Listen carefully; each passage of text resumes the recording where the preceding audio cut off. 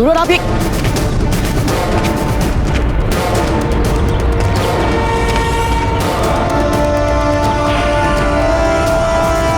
लीजिए, आ गए हम आपके सामने।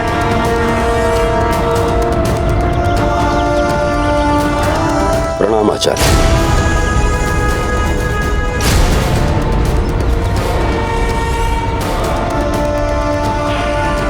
गुरुवर, गुरुवर ये सब क्या है?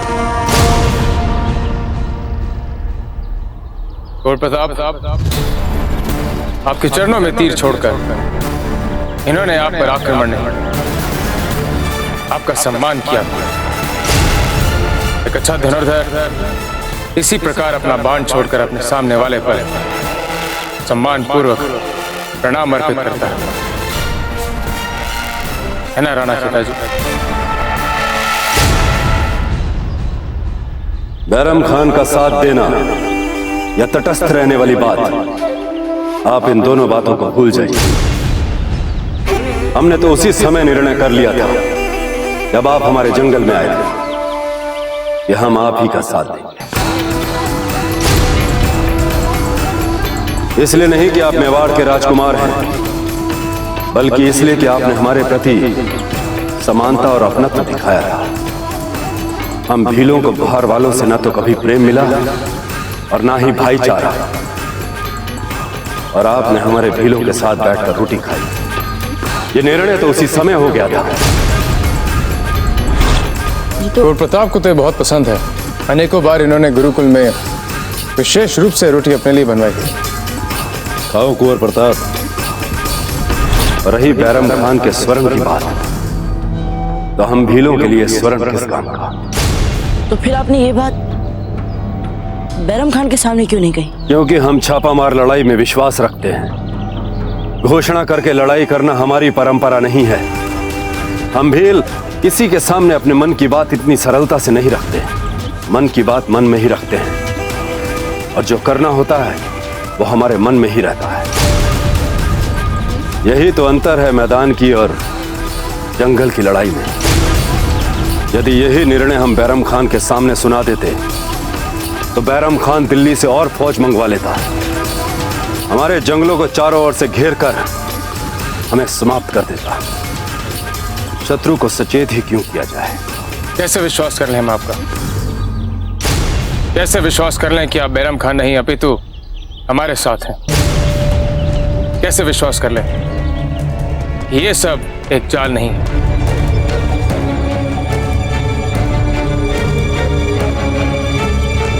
कुंवर प्रताप, या कुछ क्षणों के लिए बप्पा रावल की वो पूजनीय तलवार हमें दे सकते हैं?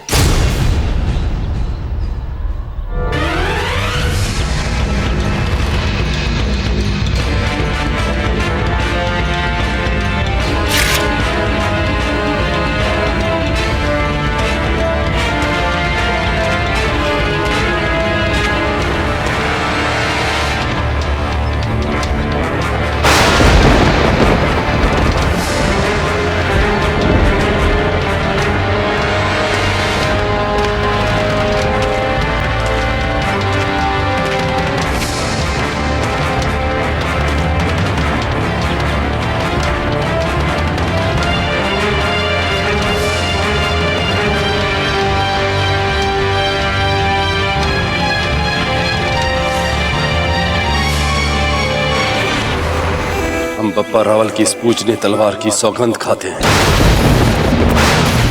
मरते दम तक आपका साथ देंगे, चाहे आप कुछ भी हो जाए।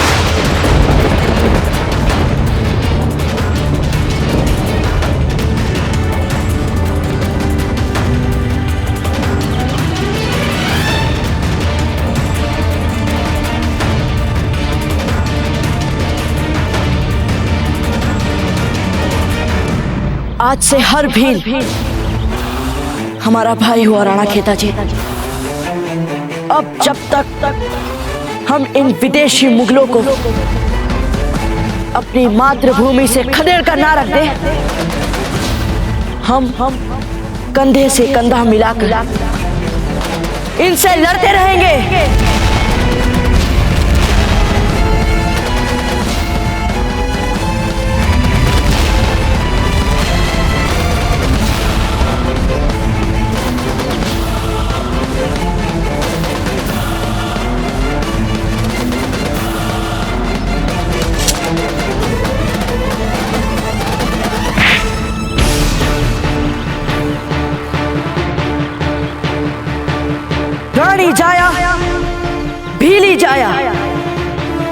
भाई भाई। रानी जाया भीली जाया भाई भाई। रानी जाया भीली जाया भाई भाई। रानी जाया भीली जाया भाई भाई। रानी जाया भीली जाया भाई भाई। रानी जाया भीली जाया भाई भाई। जय मेवाड़ जय मेवाड़। जय मेवाड़ जय मेवाड़ जय मेवाड़ जय मेवाड़ जय मेवाड़ जय मेवाड़ जय मेवाड़ जय मेवाड़ जय मेवाड़ जय मेवाड़ जय मेवाड़ जय मेवाड़ जय मेवाड़ जय मेवाड़ जय मेवाड़ जय मेवाड़।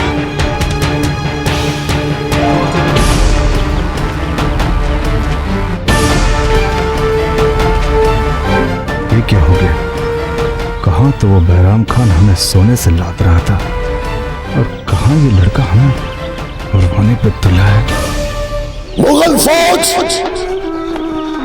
अब चित्तौड़ के लिए कूच करेगी। यह जंग हमारे लिए कोई मुश्किल मरहला नहीं है, क्योंकि भीलों ने हमसे वादा किया है कि हम इस जंगल से निकल सकते हैं और इसी जंगल के रास्ते हम कुछ ही दिनों में चित्तौड़ पहुंच जाएंगे और चित्तौड़ को फतेह करने के बाद बहुत जल्द सारा राजपूताना मुगल सल्तनत का हिस्सा बन जाएगा। यलगार हो, यलगार हो।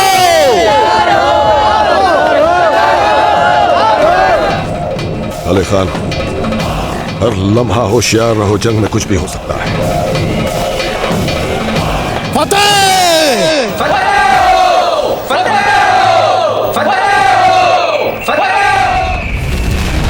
कुंवर प्रताप, ये हमारा जंगल है। माना कि बैरम खान की सेना के सामने हमारी संख्या बहुत कम है। वो 100 हैं तो हम 10। परंतु छापामार विधि से संभवतः हम उनकी सेना पर जीत प्राप्त कर सकते हैं। उनकी विशाल मुगल सेना को भी हरा सकते हैं। कुंवर प्रताप, हमने सुना है आप भी छिपकर वार करने को अच्छा नहीं समझते। हाँ राणा खेता जी, ये सच है, किंतु बैराम खान जैसी चालाक लोमड़ी को पराजित करने के लिए हम आपकी छापामार पद्धति का प्रयोग कर सकते हैं। तो ये तय हुआ कि युद्ध छापामार होगा। यह हमारा जंगल है और हमसे ज्यादा इस जंगल को कोई नहीं जानता। बैरम खान 40 सहस्त्र सैनिक लेकर जंगल में आ रहा है। वो जंगल में घुसेगा अवश्य, लेकिन उनमें से जीवित वापस कोई नहीं जाएगा। कैसे? हम उनके सामने कभी नहीं आएंगे, फिर चाहे सेना कितनी भी बड़ी क्यों ना हो। जब ना दिखने वाली सेना दिखने वाली सेना पर आक्रमण करती है तो ना दिखने वाली सेना दिखने वाली सेना पर भारी पड़ती है। जब हम उन पर आक्रमण करेंगे तो उनकी सेना में भगदड़ मच जाएगी।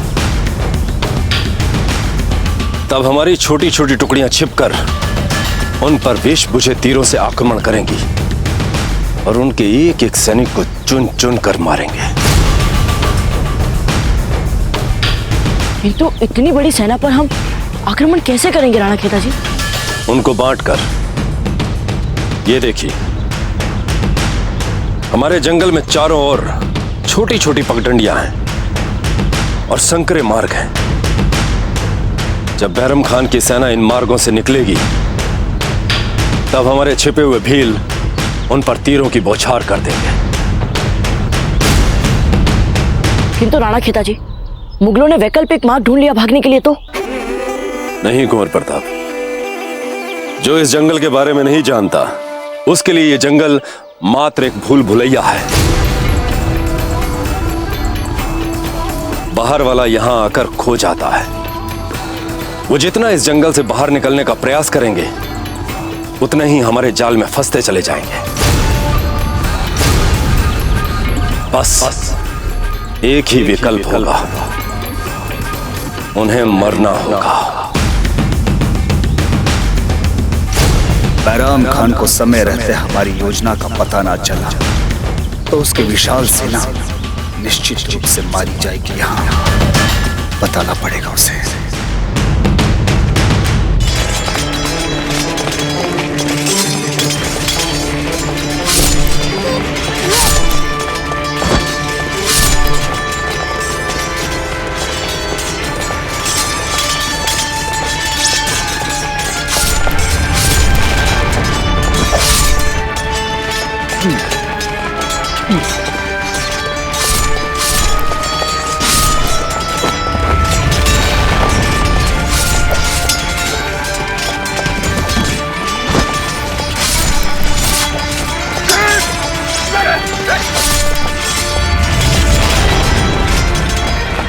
यूसुफ जी, यूसुफ जी, यूसुफ जी, अरे बैरम खान जी ने तो हमें कहा था कि उदय सिंह जी की आधी सेना वहां पे जंगल में गई है ढीलों से मिलने। यहाँ पे तो हमें लग रहा है कि पूरी सेना यहीं पे है, तो इनकी आधी सेना ही हमें दुगनी तो नहीं लग रही। यूसुफ जी, आपके बैरम खान जी के युद्ध कौशल पर हमें संदेह हो रहा है।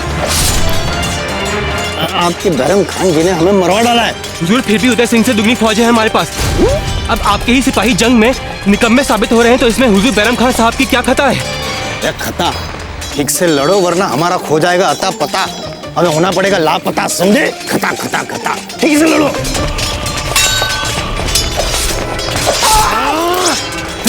राणा जी, हम राव सूरतन को सबक सिखाने के लिए जा रहे हैं।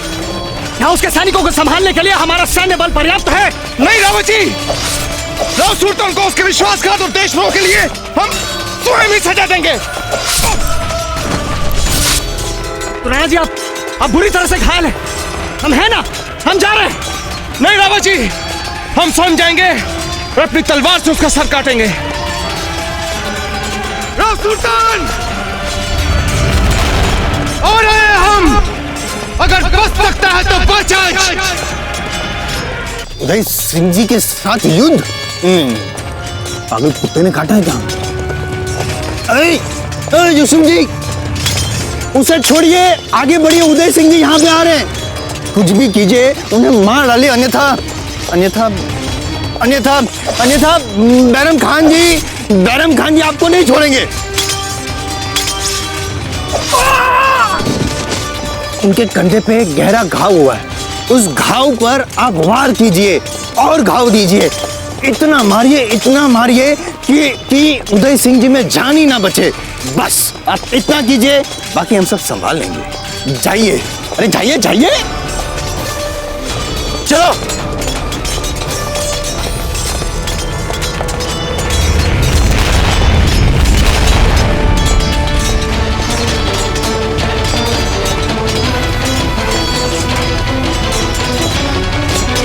राव सुल्तान,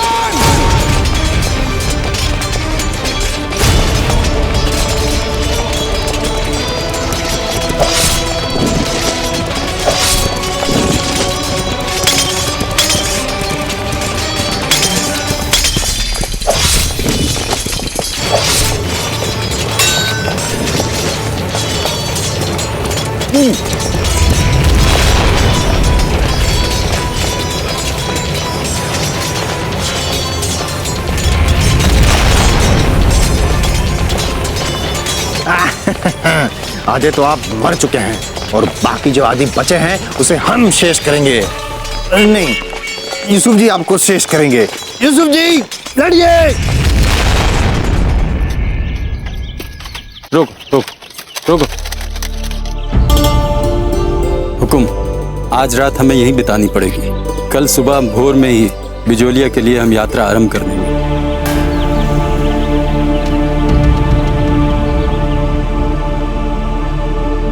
यहाँ रुकेंगे? कैसी बातें कर रहे हैं आप? भूल रहे हैं कि हम मेवाड़ की रानियां हैं। हम अपने सेवक सेविकाओं को भी यहाँ ना ठहराएं। हम नहीं रुकेंगे यहाँ। आप जाइए। जी हुकुम। धीर बाई जी, यदि आपको ये स्थान अपने लिए उपयुक्त नहीं लग रहा है तो आप कुंवर जगमाल को हमारे पास छोड़कर इसी समय आपको जहां उपयुक्त स्थान मिले वहां जा सकती है। हमें सौगंध है एकलिंग जी की, आपसे कोई एक भी प्रश्न नहीं पूछेगा। किंतु यदि हमारे साथ रहना है तो अपनी राजसी पहचान छोड़कर अनुशासन में रहना होगा, समझ गई आप? अब मान भी चाहिए ना बहना, एक रात की तो बात है। और वैसे भी हमारे लोगों ने स्थान का चुनाव हमारी सुरक्षा को देख के ही किया होगा और किसी को संदेह भी नहीं होगा हमें लेकर।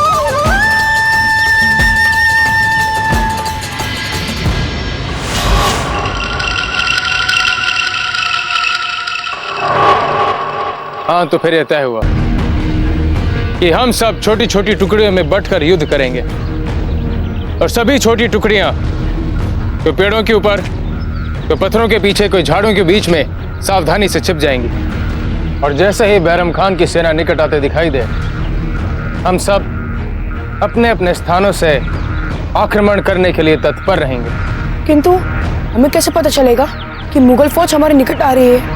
हम एक काम कर सकते हैं, हम जंगल के मुहाने पे कुछ लोग को खड़ा कर देते या फिर एक विशेष टुकड़ी तैयार करके उनके गुप्तचरी पे लगा देते। अरे एक को पहाड़ के ऊपर चढ़ा देते देखने के लिए, या फिर 2 लोगों को पेड़ के ऊपर चढ़ा देते। शांत। हमें केवल इतना करना है, किसी एक को जंगल के मुहाने पर छिपा कर खड़ा करना है और उसे जैसे ही मुगल सेना आती हुई दिखे वो हम सभी को सचेत कर दे। अति उत्तम। किंतु सर्वप्रथम इस अभियान के लिए हमें अपना सेनापति नियुक्त करना होगा। एक ऐसा सेनापति जिसका नियंत्रण पूरी सेना पर हो, एक ऐसा सेनापति जो हमें इस युद्ध के लिए अंतिम आदेश देगा। युद्ध के समय किसी भी प्रकार का विवाद नहीं होना चाहिए और यदि हम बैरम खान की सेना से युद्ध करना चाहते हैं तो हमारी सेना में पूरा अनुशासन होना चाहिए।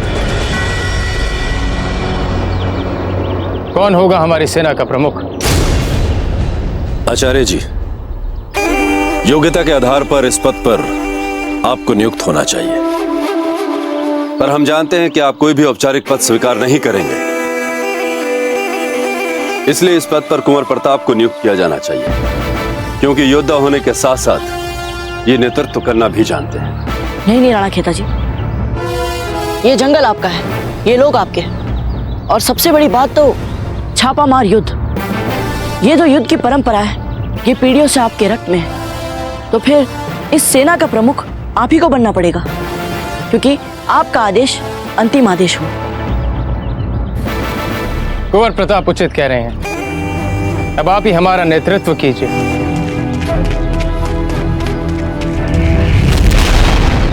आचार्य जी, यदि आप चाहते हैं कि बैरम खान के विरुद्ध इस युद्ध में हम हमारे लोगों का और कुंवर प्रताप का नेतृत्व करें, तो आपका आदेश सराखों पर। मैं ये पद स्वीकार करता हूं, पर छोटी टुकड़ियों का नेतृत्व और बैरम खान की सेना पर दृष्टि रखने का उत्तरदायित्व कुंवर प्रताप पर ही होगा। हम सहमत हैं। सहमत है, सहमत है, सहमत है, सहमत है, सहमत है।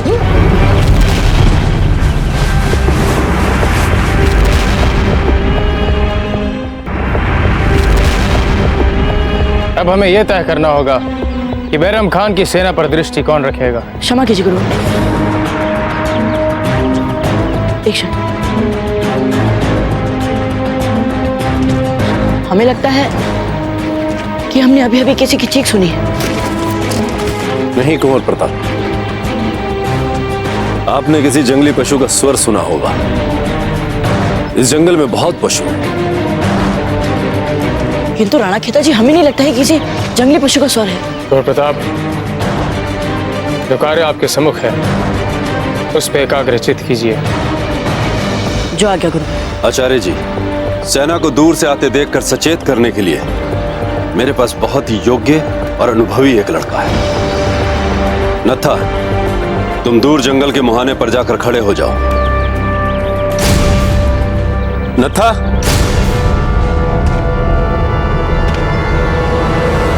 ये नत्था कहां चला गया? अभी तो यही खड़ा था सरदार।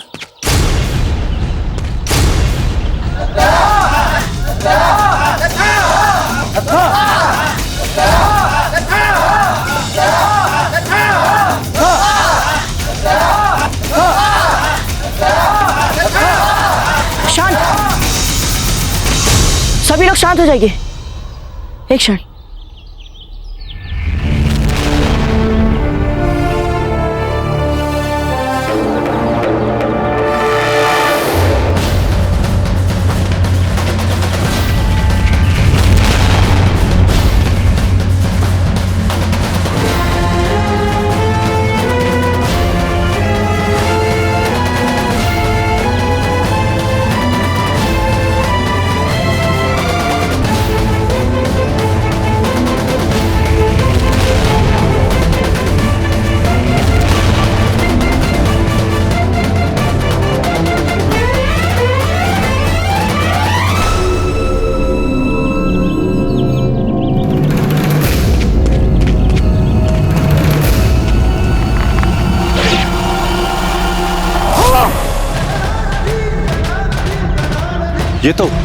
ये तो नत्था का स्वर है।